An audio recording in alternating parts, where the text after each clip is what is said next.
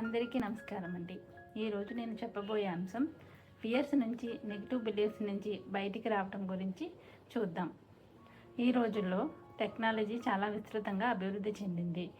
AI కూడా ఈరోజు విస్తృతంగా అన్ని రంగాల్లో ఉపయోగించబడుతుంది.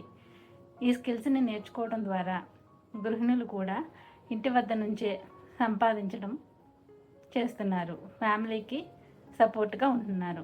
అలాగే సోషల్ మీడియాని ఉపయోగించడం ద్వారా తమలో ఉన్న స్కిల్స్ని బయటకు తీసుకొచ్చి బిజినెస్ని స్టార్ట్ చేసి ఇంటి దగ్గర నుండే రకరకాలుగా బిజినెస్ని స్టార్ట్ చేసి ప్రచారం చేసుకుని పీపుల్తో కనెక్ట్ అవుతూ ఉన్నారు. ఈ విధంగా పీపుల్తో కనెక్ట్ అవ్వాలి అంటే మనకు సోషల్ మీడియా ఉపయోగించడం అనేది చాలా ముఖ్యం. కానీ చాలామందికి ఈ సోషల్ మీడియా వాడాలంటే చాలా భయం. కొన్ని ఫియర్స్, నెగిటివ్ బిలీవ్స్ వీళ్ళని ఆపేస్తూ ఉన్నాయి. ఎవరైనా ఏమైనా అనుకుంటారేమో ఎందుకు అనే భయంతో సోషల్ మీడియాకి చాలామంది దూరంగా ఉంటున్నారు.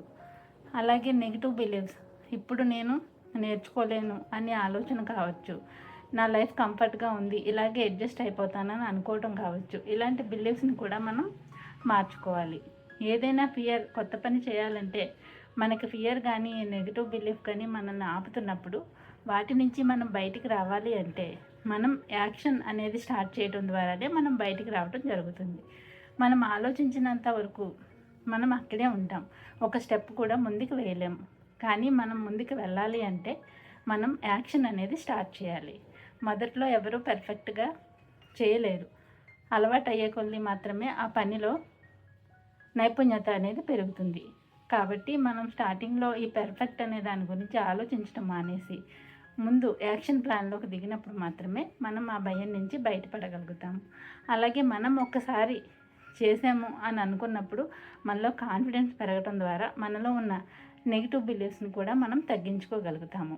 కాబట్టి ఈ విషయంలో మనం ఎవరైతే తన నైపుణ్యాలను చూపెట్టాలని అనుకుంటున్నారో వాళ్ళందరూ ఈ విషయాన్ని తెలుసుకుని బయటికి వస్తారని ఆశిస్తున్నాను. Thank you all.